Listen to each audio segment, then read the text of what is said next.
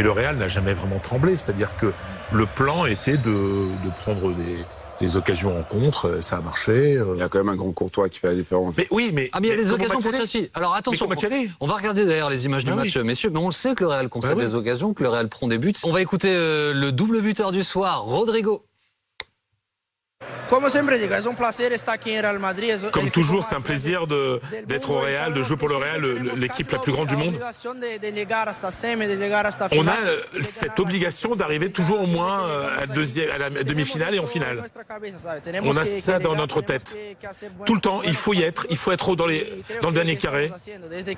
Depuis le début que je suis arrivé au Real, on est allé très loin dans la compétition et on va continuer comme ça. C'est une obligation chez nous.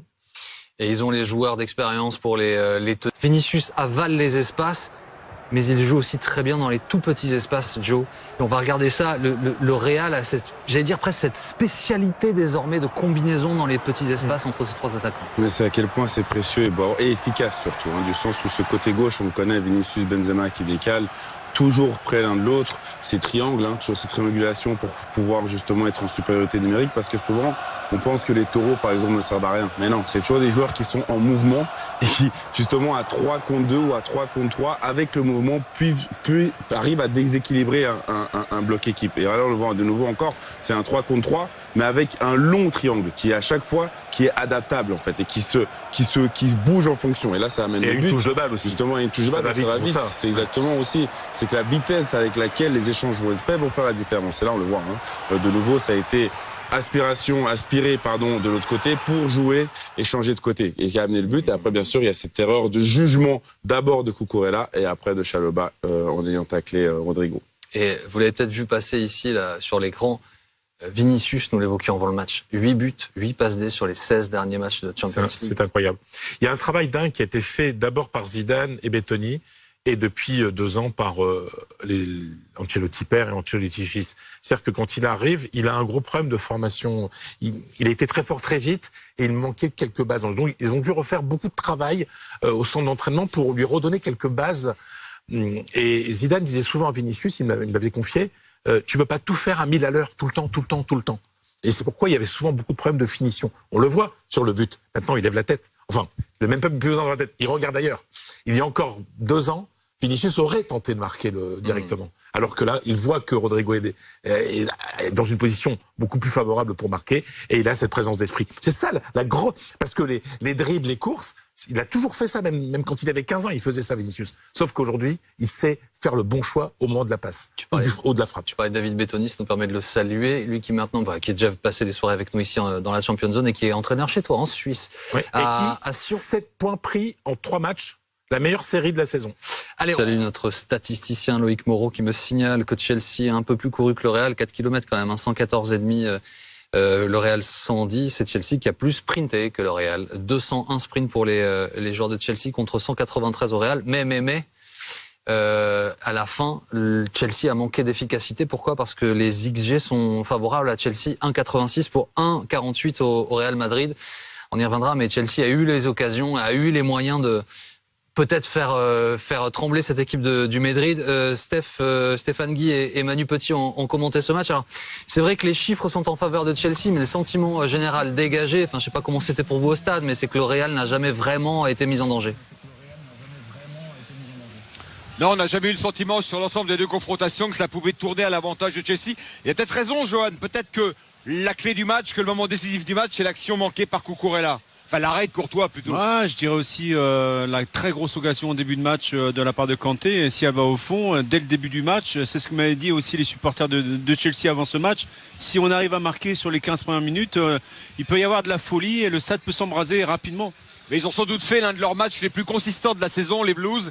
Mais ils ont été une fois encore sans aucune efficacité. Et Courtois aussi a été déterminant à des moments, comme cette énorme occasion de Cucurella juste avant le match. Donc encore une fois, oui, le Real Madrid a encore cet ADN de la Champions League, cette compétition, mais encore une fois, il y a des individualités qui arrivent toujours à tenir ce collectif à bout de bras quand ils sont en difficulté. Et encore un mot, Manu, parce que tu parles des individualités, mais le collectif, sur chacun des buts, l'autre peut marquer, enfin le passeur peut marquer, sauf que non, il choisit de servir son coéquipier. C'est ce que j'adore aussi, c'est que ils ont beaucoup de joueurs de grande intelligence, d'expérience, mais c'est toujours l'équipe qui passe en avant l'individualité. Même quand on l'a vu à maintes reprises ces dernières années avec Karim Benzema, il est très altruiste également pour ses partenaires, mais on voit qu'il y a toujours la passe qu'il faut au bon moment, au bon tempo pour le joueur qui est mieux placé que l'autre, en première intention à chaque fois. Donc c'est la marque des grandes équipes également. On sent qu'il n'y a pas d'égoïsme particulier dans cette équipe-là. On a toujours le sentiment que c'est l'équipe qui doit briller en premier. Allez, on va entrer dans le détail de ce but. Joe, on va le regarder avec toi. Tu mets pause quand tu le veux. Tu peux demander pause, tu peux demander retour en arrière pour nous faire profiter au max de ton analyse tactique là-dessus. On va regarder le premier but donc de Rodrigo qu'on va lancer tout de suite. Oui, okay. C'est des petits détails qui sont vachement importants. On le voit, hein, ce petit temps d'arrêt pour se donner du temps et faire hésiter le défenseur et décaler Rodrigo. Rejoins-nous, Joe, je t'en prie. Stéphane, Manu.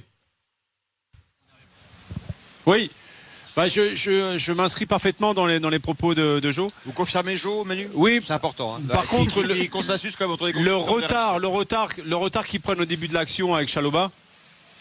Moi, ce que je regrette en fait sur cette action-là, c'est que personne n'ait communiqué à Chalobah, ou même Chalobah n'ait pas pris l'information qu'il était très très loin de ses partenaires et qu'à aucun moment il aurait dû tacler, il aurait dû accompagner, comme le dit très bien Joe.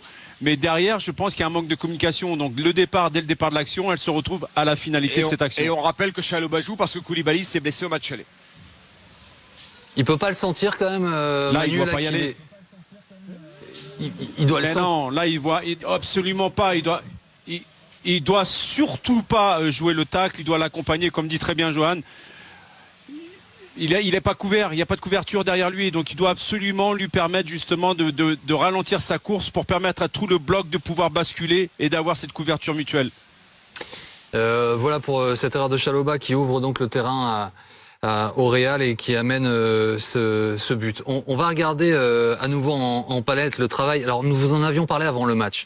Vinicius et Benzema, ils ont une coordination, ils se trouvent parfaitement bien. Venir aussi dans ces moments-là, Modric en est un. Stéphane, Manu. Alors Stéphane, tu parlais tout à l'heure J'avoue qu'on a eu de la chance de vivre ce moment ensemble, cet échange entre Modric et Rio Ferdinand sur le jeu du Croate. Et on l'a souligné aussi durant le match, c'est une équipe avec des joueurs aussi intelligents qui savent se positionner et qui savent faire briller aussi leurs partenaires quand ça s'impose. Donc on l'appelle le petit Mozart, c'est pas pour rien. Hein. Ouais, c'est incroyable. Évidemment, enfin, j'enfonce des portes ouvertes, Joe, mais on voit Modric descendre et se mettre tout de suite face au jeu lorsqu'il demande la balle pour avoir cette vision et pouvoir servir ses coéquipiers devant lui. Donc le moins possible sur le côté, le plus possible verticalement. Non, après, c'est vrai que ce joueur ou ces joueurs-là qui ont cette vocation-là, ce qui est intéressant, c'est la manière dont il casse les lignes, Modric. Ou par la passe verticale ou par ses courses. C'est-à-dire que c'est un joueur qui se projette aussi énormément. Mais c'est toujours en fait réfléchi, on le voit, toujours se positionner dans l'angle mort de ceux qui jouent au milieu de terrain contre lui. Mais c'est vraiment cette facilité avec laquelle, des fois, on a l'impression que même il marche presque sur le terrain tellement c'est facile parce qu'il a pris l'information avant. Mais c'est vrai, et du moment où il accélère, on n'a même pas forcément l'impression qu'il est en full sprint parce que c'est tellement beau. C'est un joueur qui a la connaissance, et ce que j'ai beaucoup apprécié, c'est ce que disait au début dans le reportage, c'est en fait ces gens qui étudient le football. Tu vois, sa compréhension footballistique, qui est au-dessus de la moyenne. C'est le rythme du match est imprimé par Modric. C'est-à-dire que c'est lui le chef d'orchestre, et Kroos aussi.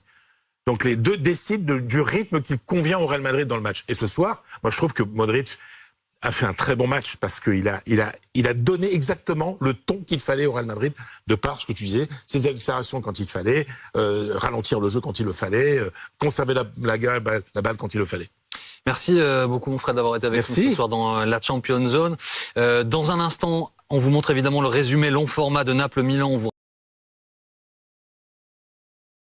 Moi je te dis très bien, moi ça tranquille, donc après les matchs de Ligue des Champions, comme la dernière fois avec Vinicius, on a eu un débat sur Vinicius et Mbappé. Là on aura un petit débat, est-ce que Benzema s'il va au bout, est-ce qu'il pourrait avoir le ballon d'or? Non, parce qu'il y en a certains, le ballon d'or en fait il est déjà réservé pour Messi. En fait il a déjà fait une commande en ligne sur Amazon, tu vois, réservé, date de livraison en octobre 2023. Faut arrêter. S'il arrive à aller en finale et s'il arrive à la remporter une deuxième année de suite, franchement, pour moi, il mérite le ballon d'or. Franchement, après, il faut dire oui, mais contre Chelsea, il n'a pas été très présent. Il est déjà qualifié, on a pris à la légère ce match. Même Ancelotti, il a pris à la légère ce match. Pendant la semaine, il s'est pas préparé pour ce match. Il s'est préparé pour sa meuf. Vous avez vu le dégradé? Même lui, pendant la semaine, il a pas fait du coaching. Il allait chez le coiffeur. Tu vois, il a dit à ses joueurs de se détendre, d'aller tranquillement. Tu vois, ils étaient détendus. Sur le terrain, ils étaient détendus. Voilà ce qu'il leur a dit. Mais moi, je lui dis franchement, si Benzema arrive à aller au bout, Haaland arrive à aller au bout, pour moi, ils sont plus légitimes pour avoir le ballon d'or que Messi. Il peut pas gagner un ballon d'or en n'ayant joué que 6 matchs dans l'année. Non, parce qu'au PSG, il joue pas. Il a joué au foot que 6 fois dans l'année. Les autres fois, il a fait du footing, pas du foot. Hein, mais je vous le dis. Il y en a un, c'est un cyborg. Il y en a un autre, il transpire le travail. Et il y en a un autre qui transpire pas. Non, mais il transpire pas, il joue pas, il court pas, il fait rien. Il pourrait même faire les pubs pour Axe. Axe, et voilà, déodorant, 0 transpiration. Bah oui, tu prends ces maillots après les matchs du PSG, 0 transpiration. Ça sent pas la transpiration, ça sent le neuf. Non, limite, il est transparent. La Coupe du Monde, on l'a vu, mais en Ligue 1 et tout. Genre oui, il a comme ses stats, mais pas les stats d'un ballon d'or. Sérieusement, pas les stats d'un ballon d'or. Il ne peut pas avoir un 8ème ballon d'or, sérieusement. Soyons sérieux, tu vois, avant il fait des saisons incroyables, on lui donnait ballon d'or, je peux comprendre. Mais là non, soyons sérieux. Il y a un Haaland qui est là, un cyborg. Il enchaîne les performances et tout. Il peut peut-être gagner la première ligue. Et s'ils sont en demi ou s'il va au bout, je pourrais comprendre. Et un Benzema qui gagne une 2ème Ligue des Champions, je pourrais aussi comprendre. Et pour moi même le ballon d'or, parce que je pense que City va passer contre Bayern, pour moi le ballon d'or se jouera sur ce match-là, sur cette double confrontation. Moi en tout cas, c'est mon avis, hein. J'aimerais bien savoir votre avis, mais me parlez pas de Messi, ballon d'or. Non, arrêtez. Il peut pas avoir un ballon d'or sur 6 matchs. Voilà, bah, c'est mon avis. Donc, dites-moi ce que vous pensez dans les commentaires. Est-ce que pour vous Messi mérite et il est d'office le ballon d'or? Est-ce que pour vous Haaland le mérite ou Benzema le mérite? Dites-moi ça dans les commentaires et on se capte plus tard.